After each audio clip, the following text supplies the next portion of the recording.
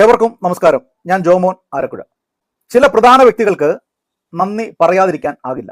എറണാകുളം അങ്കമാലി അതിരൂപതയിലെ ഏകീകൃത കുർബാന പ്രതിസന്ധി വിഷയം റോം ഇടപെട്ട് എത്രയും വേഗം ഇത് പരിഹരിക്കപ്പെടാനുള്ള നിർദ്ദേശങ്ങളിലേക്ക്, അതിന്റെ പരിസമാപ്തിയിലേക്ക് കടക്കുമ്പോൾ ഈ വിഷയം എത്രയും വേഗം ഇത് തീർപ്പാക്കാനുള്ള കാരണക്കാരായ ചില വ്യക്തികളുണ്ട്. വൈദികരുടെ കാര്യമെടുത്താൽ കുര്യാക്കോസ് മുണ്ടാടനച്ചൻ, സെബാസ്റ്റ്യൻ തളിയനച്ചൻ, വൈലിക്കോടത്തച്ചൻ, ജോസ് പാറേക്കാട്ടിലച്ചൻ. അൽമായരുടെ കാര്യമെടുത്താൽ ഷൈജു ആന്റണി, കുര്യൻ ജോസഫ്, അൽമായ മുന്നേറ്റക്കാർ വേറെ. എല്ലാവർക്കും MTNS വക പ്രത്യേകം അഭിനന്ദനങ്ങളും നന്ദിയും അറിയിക്കുന്നു. ഞാൻ ഇത്രയും ആളുകൾക്ക് നന്ദി പറയാനുള്ള കാരണത്തെക്കുറിച്ച് ചിന്തിക്കുമ്പോൾ ഒരു കാര്യം ഇവിടെ വിലയിരുത്തേണ്ടത് അത്യാവശ്യമാണ്.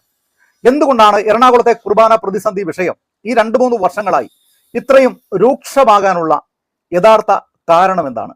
വളരെ വസ്തുനിഷ്ഠമായി പരിശോധിച്ചാൽ ഒറ്റ ഉത്തരം മാത്രമേ ഉള്ളൂ. സിറോ മലബാർ സഭയെ, പ്രത്യേകിച്ച് സഭയുടെ ആരാധനാക്രമത്തെ, പരിശുദ്ധ കുർബാനയെ എതിർക്കുന്ന, നമ്മളൊക്കെ വിമതരെന്ന് വിളിക്കുന്ന കുറെ വൈദികരുണ്ട്, കുറെ അൽമായരുണ്ട്. ഇവരുടെ അനവസരത്തിലുള്ള ചില ഇടപെടലുകൾ, ചില ഉദാഹരണങ്ങളിലൂടെ പെട്ടെന്ന് കടന്നുപോയാൽ, അൽമായ മുന്നേറ്റത്തിലെ പ്രധാനിയായ ഷൈജു ആന്റണിയുടെ ചില നുണക്കഥകൾ, ഇന്ന് കുർബാന പ്രതിസന്ധി വിഷയം പരിഹരിക്കപ്പെടാൻ ഇദ്ദേഹത്തിന്റെ നുണക്കഥകൾ പ്രധാനപ്പെട്ട ഒരു കാരണമാണ്.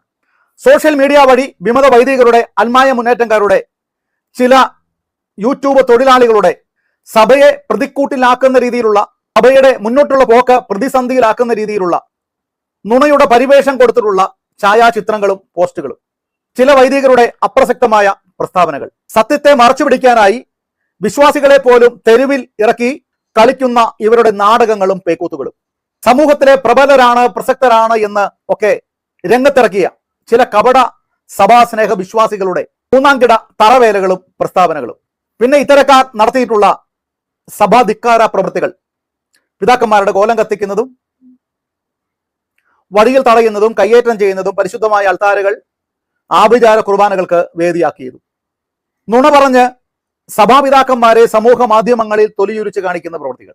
ഉറപ്പായി ഞാൻ പറയും, ഇവർ ഇത്രമാത്രം പ്രവൃത്തികൾ അതിശക്തമായ രീതിയിൽ തുടരുന്ന സാഹചര്യത്തിലാണ് റോം ഇടപെട്ട് എത്രയും വേഗം ഈ പ്രതിസന്ധിക്ക് പരിഹാരമാക്കാനുള്ള വഴി തെളിയുന്നത്. സത്യം നടപ്പാക്കേണ്ടതിന് പകരം സത്യത്തെ മറച്ചു പിടിക്കുകയും സത്യത്തെ പ്രതിരോധിക്കുകയും സത്യം നടപ്പിലാക്കാൻ അതിന് കാലതാമസം വരുത്തുകയും ചെയ്താൽ സത്യത്തോടൊപ്പം നിലകൊള്ളുന്നവർ, പ്രത്യേകിച്ച് സഭ വിശ്വാസികൾ, സത്യത്തോടൊപ്പം നിലകൊള്ളുന്ന വൈദികർ, പിതാക്കന്മാർ, അതായത് ഞാൻ ഈ പറഞ്ഞ ആളുകളാണ് യഥാർത്ഥ സത്യത്തിന്റെ അവകാശികളും അതിന്റെ ആനുകൂല്യങ്ങൾ അനുഭവിക്കേണ്ടവരും. ഇത്തരത്തിലുള്ള ആളുകളുടെ ക്ഷമയെ ആണ് ഇക്കാര പ്രവൃത്തികൾ തുടരുന്നതിലൂടെ ഇത്തരക്കാർ പരീക്ഷിച്ചത്. 1-2 ഉദാഹരണങ്ങൾ പറഞ്ഞാൽ എന്നെ കേൾക്കുന്നവർക്ക് അത് പെട്ടെന്ന് മനസ്സിലാക്കാൻ എളുപ്പമുണ്ട്. ഈ കഴിഞ്ഞൊരു 5-6 മാസക്കാലത്തിനുള്ളിലാണ് പരിശുദ്ധമായ കുർബാനയ്ക്ക് വേണ്ടി മുനിസിപ്പൽ കോടതികളിലും ഹൈക്കോടതിയിലും നിരവധി കേസുകൾ വിശ്വാസികൾ കൊടുത്തത്. പള്ളികളിൽ കേസുകൾ കൊടുക്കാൻ വിശ്വാസികൾ നിർബന്ധിതരായത് എന്തിന്റെ കാരണത്താലാണ്? അതിന്റെ കാരണക്കാർ അൽമായ മുന്നേറ്റക്കാരും വിമത വൈദികരുമാണ്, പ്രത്യേകിച്ച് ഷൈജു ആന്റണി, പിന്നെ കുര്യൻ ജോസഫ്. ഈ പ്രതിസന്ധിയുടെ ആദ്യ കാലഘട്ടങ്ങളിൽ സഭയോടൊപ്പം നിൽക്കുന്ന വിശ്വാസികൾക്ക് പുറമേ ഇറങ്ങി പ്രവർത്തിക്കാൻ അവർക്ക് പൊതുവെ താല്പര്യക്കുറവുണ്ടായിരുന്നു. എന്ന് പറഞ്ഞാൽ അവർ സഭയോടൊപ്പം അല്ലായിരുന്നു എന്നല്ല അതിന്റെ അർത്ഥം. അവർക്ക് താല്പര്യമില്ലായിരുന്നു. കാരണം സഭാപിതാക്കന്മാർ ഈ വിഷയത്തിൽ എത്രയും വേഗം ഒരു പരിഹാരം കൊണ്ടുവരും എന്നൊരു ചെറിയ പ്രതീക്ഷയിലായിരുന്നു അവർ. അവർക്ക് ആ പ്രതീക്ഷ അസ്തമിച്ച സാഹചര്യത്തിലാണ് അവർ രംഗത്തിറങ്ങാൻ തയ്യാറായത്. അവർ കോടതികളിലേക്ക് തങ്ങളുടെ അവകാശങ്ങൾക്ക് വേണ്ടി പോയത്. അപ്പോൾ ഇത്തരക്കാരെ രംഗത്തിറക്കാനായിട്ട് കാരണമാരാണ് വിമത വൈദികരും ഷൈജു ആന്റണിയും. എറണാകുളത്തെ ഏതാണ്ട് 6 ലക്ഷം വിശ്വാസികളും ഇവരോടൊപ്പമാണ് എന്ന് നുണപ്രചാരണം നടത്തി. ആ നുണപ്രചാരണം പൊളിക്കേണ്ടത് വിശ്വാസികളുടെ കടമയായി മാറി. അവർ രംഗത്തിറങ്ങി. വിമത വൈദികർക്ക് 10-10,000 ആളെ കൂട്ടണമെങ്കിൽ 350 പള്ളിയിലെ അച്ഛന്മാർ വിചാരിക്കണം. അവർ കാശും കൊടുത്ത് വണ്ടിയും വിളിച്ച് വിട്ടാലേ അവർക്ക് 10,000 ആളെ കിട്ടത്തുള്ളൂ. എന്നാൽ സഭയോടൊപ്പം നിൽക്കുന്ന വിശ്വാസികൾക്ക് 5,000-നോ 10,000-നോ ഇറങ്ങണമെങ്കിൽ ഒരു വിമത വൈദികരും പള്ളിയിൽ അനൗൺസ് ചെയ്യേണ്ട, ഒരു കൈക്കാരന്മാരും കുടപിടിക്കേണ്ട, ഒരു പാരിഷ് കൗൺസിലിന്റെയും സഹകരണം ആവശ്യമില്ല. അല്ലാതെ തന്നെ സഭയോടൊപ്പം നിൽക്കാൻ നിരവധി വിശ്വാസികളുണ്ട് എന്ന് അവർ തന്നെ അത് തെളിയിക്കുന്ന സാഹചര്യത്തിലേക്ക് കാര്യങ്ങൾ എത്തിപ്പെട്ടു.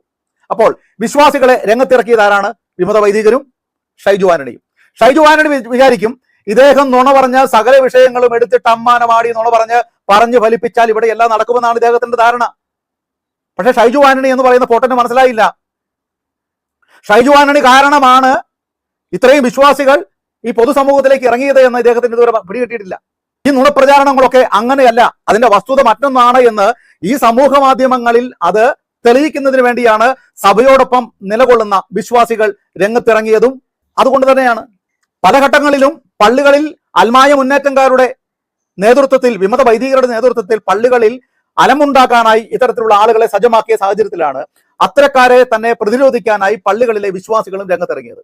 അപ്പോൾ ഓരോ സമയങ്ങളിലും സാഹചര്യങ്ങളിലും വിശ്വാസികളെ പ്രതിരോധത്തിന് വേണ്ടി രംഗത്തിറക്കിയത് നിങ്ങൾ തന്നെയാണ്. ഒരേ സ്വരം, ഒരേ മനം, ഒരേ ബലി, ബലി. ഒരേ സ്വരം, ഒരേ മനം, ഒരേ ബലി, ബലി.